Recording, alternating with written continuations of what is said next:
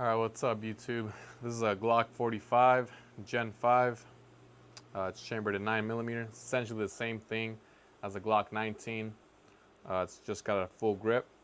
Essentially the same thing as a Glock 17. It just has a short, compact slide. It's a compact barrel.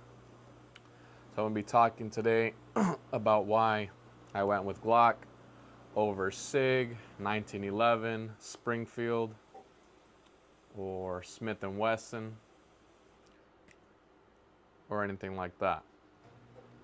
So, number one reason I went with Glock is reliability. That's probably the number one and only reason. Second reason, it doesn't have as many safeties as other guns, so it's not as annoying. It's just reliable. It's good for EDC, and you know it's never going to jam on you. So I've shot 1911s, or I shot a 1911 Kimber. Most 1911s are chambered in 45 ACP, 45 auto. That's going to be a higher caliber, but I shot a 1911 Kimber, which is a 9mm. It shot well, but it is a full metal gun, so it's going to be really heavy and really big. It's not for EDC, as it is big and heavy, but it is a good. It's good for target shooting. So if you're not going to be using this gun for EDC and you like a more metal, heavier gun that is accurate more for target shooting, it's got a longer barrel, more accurate, you can go ahead and get yourself a 1911 Kimber. But for EDC, Glock is going to beat that. For reliability, Glock beats the 1911. Another gun that I really liked was a Smith&Wesson 2.0 compact.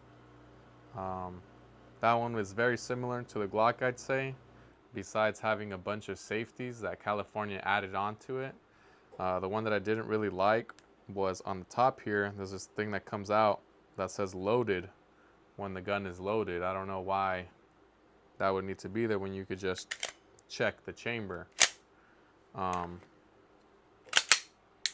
Yeah, but it shot well. It's good for EDC, and it's also reliable. I also tried a Springfield Hellcat Pro. These guns are very, very slim. They make this Glock look bulky, and this Glock is not bulky. Those guns are as thin as an iPhone. So they're going to be perfect for EDC. You're going to be able to put it on your body and put your shirt over it, and no one is going to notice. They're also accurate.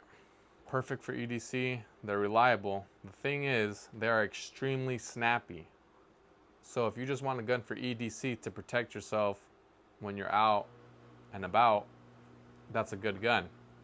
But if you want to have fun at the range and you want to practice shoot a lot, it's probably going to be too snappy, and the experience isn't going to be fun like it would be with a more full-size gun like this, like a Glock 19 or a Glock 45 here. It's an amazing gun. The Smith&Wesson 2.0 compact stole my heart. It's just that the safeties I really did not like. The SIG Sauer P365X macro, very similar to the Springfield in the size and thinness, but also very snappy. So it's gonna kick back like this every time, and it's not gonna be a pleasant shooting experience if you just want to get some rounds at the range or practice your shooting or something like that. It's more for EDC, and specifically for that. We got 2011s. Those are gonna be good shooters, reliable. They're gonna be a little big for EDC, just because the bottom of the grip here is a little flared out for some reason. So yeah, the reason I went with Glock is because they are the most reliable.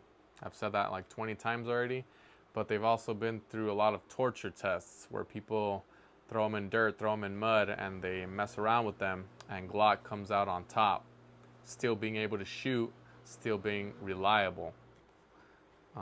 It also eats any ammo that you put into it, any brand.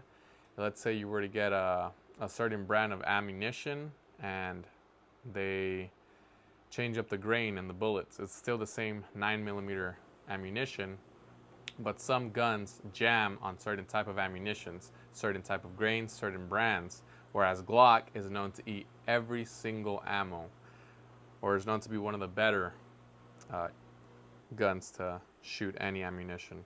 So it's reliable all around, you know, getting dirty, and no matter what ammunition you put in it. So if you want a gun that is never going to let you down, get a Glock.